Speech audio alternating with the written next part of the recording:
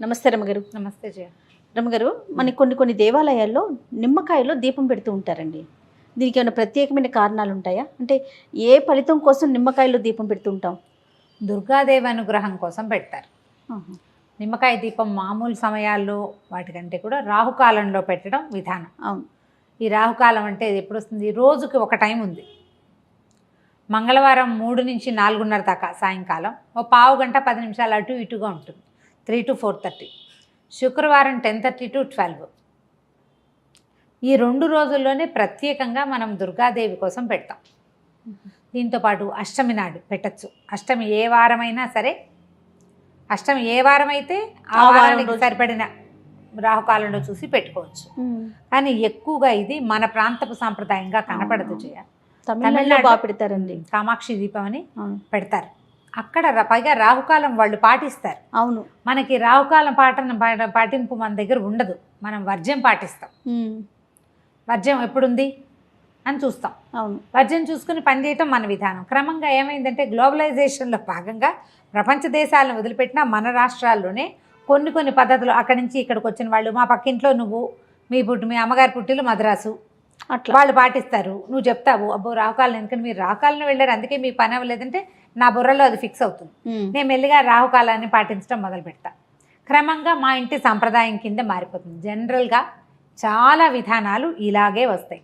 వీటిలలో ఆహారపు అలవాట్లు, ఆహారపు విధానాలు, పూజలు, పండగలకు చేసేవి, కొత్త బట్టలు కట్టుకోవటాలు, ఇలాంటి వ్యవహారాలన్నీ కూడా ఏమనాలి, ఆధ్యాత్మికమైనవి, ధార్మికమైన విషయాలన్నీ కూడా ఇతరుల నుంచి మనం కాపీ చేసేవి, నేర్చుకునేవి, అలవరుచుకునేవి ఎక్కువగా ఉంటాయి. వాట్లల్లో మనకి వచ్చిన వాట్లలో రాహుకాల దీపం ఒకటి. భక్తి కూడా అంతే చూడు, అది కూడా అంతే, అలాగే వస్తాయి. ఈ రాహుకాల దీపం ఒక 15-20 ఏళ్ల నాడు అసలు కనపడేదే కాదు. హైదరాబాద్లో స్కందగిరిలో కామాక్షి అమ్మవారిది ఒక అమ్మవారి దేవాలయం, ఉపాలయం, అక్కడ కనిపించేవి నేను 25-27 ఇయర్స్ బ్యాక్ నేను చూశాను. తర్వాత క్రమంగా మన దగ్గర ఉన్న దుర్గాలయాల్లో కూడా కనిపించడం మొదలెట్టింది. 4, 5, 6 పెట్టేవాళ్ళు. ఇప్పుడు వేల సంఖ్యలో పెడుతున్నారు. భక్తి ఈ రకంగానే డెవలప్ అవుతుంది. భక్తి అంటే నమ్మిక అవి కాదు, విధానాలు కాపీ చేసుకుంటాం మనం. మంచిదేగా, మన ఇంట్లో అలవాట్లేదు అని నేను అన్నాను అనుకో, మన వైపు అలవాట్లేదు, ఏమైంది అమ్మవారికేగా, మంచిదేగా, ఊళ్ళో పెట్టడం కాదని అనలేం మనం. అవును. అది చేశాక మనకి ఏదైనా ఒక శుభమో ఒక సానుకూలమైనది ఒకటి కనపడింది అనుకో, ఇంకా మానబుద్ధి కాదు, అవును, చేయాలనిపిస్తుంది. బోల్డ్ అని విధానాలు ఉన్నాయి దానికి. శుక్రవారం కానీ మంగళవారం కానీ రాహుకాలంలో అమ్మవారి సన్నిధిలో దీపం పెట్టుకోవచ్చు. ఒక్క దీపం నుంచి 9 దీపాల వరకు ఒక దీపం పెడతారు.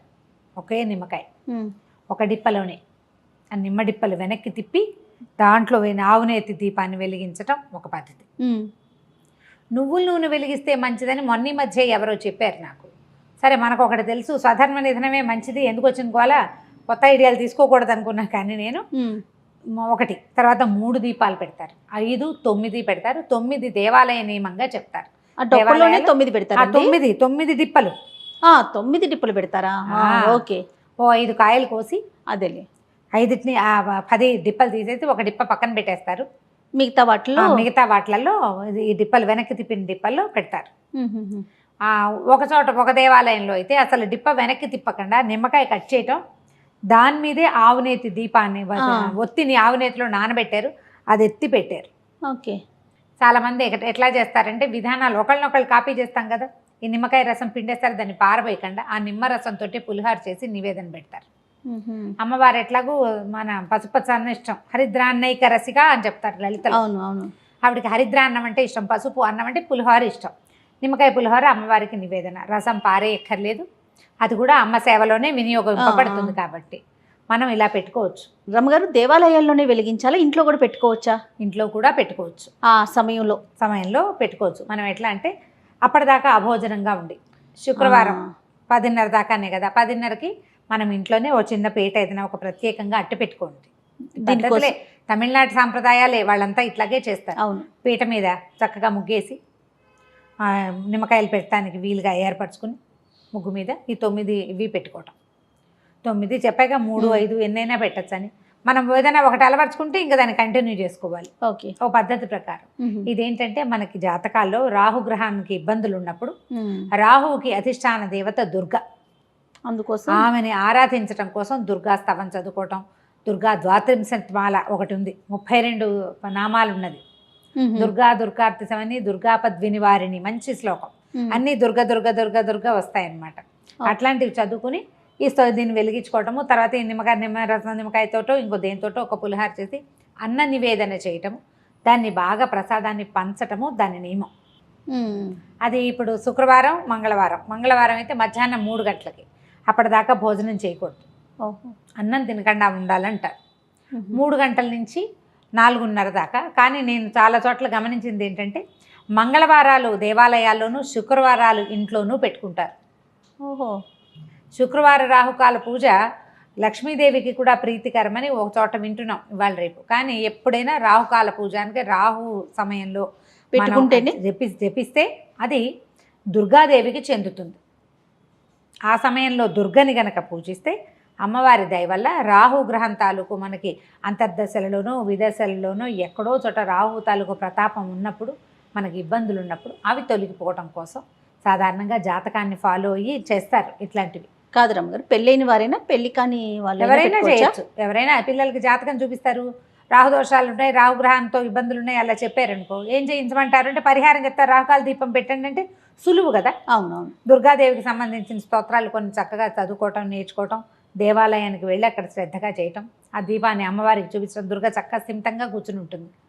అమీర్పేటలో ఉన్న దుర్గా అమ్మవారి దేవాలయంలో అయితే మంచి హడావిడిగా ఉంటుంది. అవును, బాగా ఫుల్ టైం. అప్పుడు ఏంటంటే మనకి దేవాలయంలో అయితే ఏంటంటే చక్కగా అర్చన చేసుకునే అవకాశం, సాంగంగా పూజించుకునే అవకాశం లభిస్తుంది. మనం ఇంట్లో అయితే ఏంటంటే మనకి చేతొచ్చిన పూజ చేస్తాం. అవును.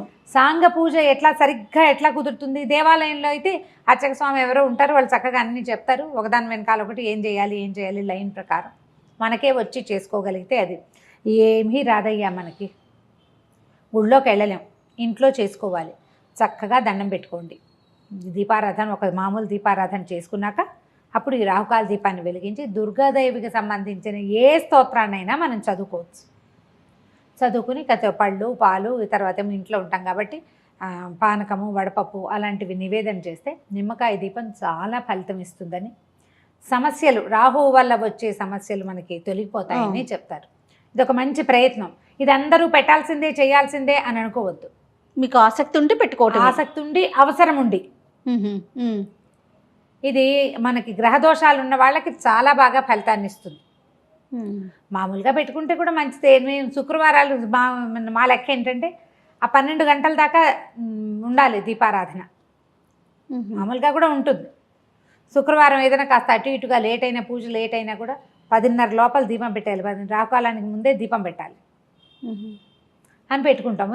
ఒక్కొక్క నియమం, మనం సింపుల్ నియమం పెట్టుకోవాలన్నమాట. మనం చేయగలగాలి కదా. ఏదైనా పెద్దది బరువు పెట్టుకోవడం సులువు, దానికోసం ఇంటిలి పాది ఇబ్బంది పడేలాగా ఉండకూడదు. ఈజీగా చేసుకుంటే కనుక మామూలుగా దుర్గా ఆరాధనే చాలా అత్యద్భుతమైన ఫలితాన్ని ఇస్తుంది. భయం పోగొడుతుంది. ఆపదలలో కూడా మన వెన్నంటి ఉండి, ఆపదలు రావని చెప్పలేం, వస్తాయి, వచ్చినా కూడా వాటిని తట్టుకోగలం, తప్పించుకోగలం, ఎవరిదైనా సహాయం లభిస్తుంది.